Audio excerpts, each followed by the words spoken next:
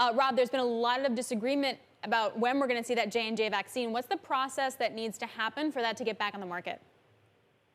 Yeah, so this is just a pause right now, and right now they are waiting on the CDC as an advisory committee on immunization practices. It met last week to consider the pause and basically postpone any kind of decision what recommendations to make. And they are supposed to meet on this Friday to take up what to do next. Last week when they met, they just basically wanted more data. They wanted to find out data. They wanted to find out a little bit more about what was going on with this vaccine, how rare were these potential, blood clot side effects, and whether and who they were occurring in. And hopefully we should have more information by Friday when the committee meets. And there's a strong sense that they're going to come to some sort of decision in this meeting. It's hard to just punt it again. And the decision, no one knows what they'll do, but the decision, likely scenario is they'll return it, allow it to be used again in the market, but with some restrictions or some, strong warnings or recommendations. Yeah. Robert, the UK Health Secretary, Matt Hancock, is just speaking now, and he's talking about plans being ramped up for a booster, which will probably come in the autumn, in the fall. Do you think by then we'll be moving away from the adenovirus shots, the Astra shot, the J&J shot, and focusing more on the RNA shots? Well, basically, if you look on a worldwide basis, the worldwide vaccination campaign has, barely begun, essentially. I mean, Bloomberg's vaccine tracker has approximately a little over 5 doses have been given out to cover only about 5% of the world population. So that means we need as many vaccines as possible. So I think we need all these vaccines. And if there are groups, if they can understand these side effects well enough so they know who best to target these vaccines for, we just need as many vaccines as possible, because it's become a cliche, a race between the vaccines and the variants. So we need all of them. But that's a real one. The director of the CDC is now talking and saying that even as vaccinations increase, COVID cases are up. We remain at a, quote, complicated stage in COVID. 7-day average is now to about 67,000. Do we have an idea, though, to Guy's point, what happens if you get the J&J and then you have these boosters coming out? Most likely the boosters will come from the mRNA vaccine, like for Pfizer or Moderna. Can we mix them? Like, what do we know as we then prepare for the fall and variants?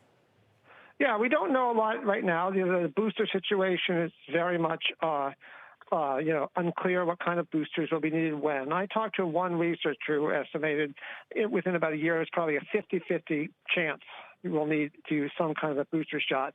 But even that doesn't mean we'll need continual booster shots forever. I mean, one scenario is we could just need one booster shot and then the virus mutation rate, slows down. So there's lots of scenarios. No one really knows for sure, but we're preparing for that situation that we'll need booster shots. Robert, it feels like the US and Europe to a certain extent, the UK certainly, feel like there's light at the end of the tunnel. I'm hearing that phrase a lot at the moment.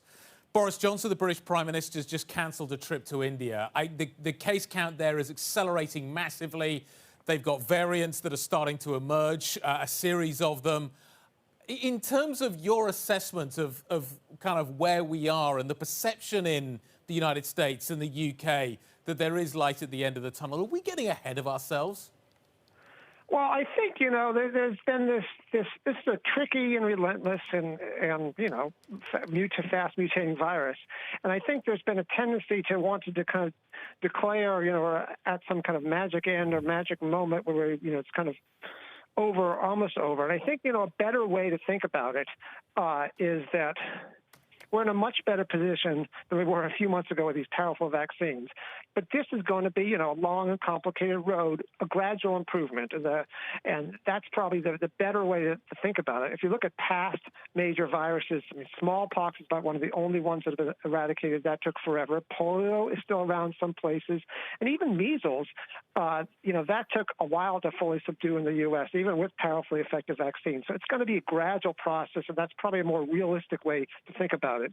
It's not that we're not in a better place. We are in a better place. Mm-hmm. But rolling out vaccines worldwide to everyone, because the virus does not pay any attention to international borders, that's a very complex undertaking.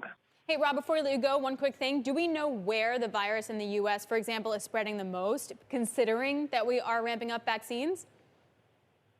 So certainly, Michigan right now is a very, very bad outbreak, variant-driven outbreak, and that's sort of, one of the worst hotspots in the U.S. And what's happening there, among other things, you're seeing these more highly infectious variants. You're seeing, more cases, more moderate to severe cases in younger people now, younger adults now.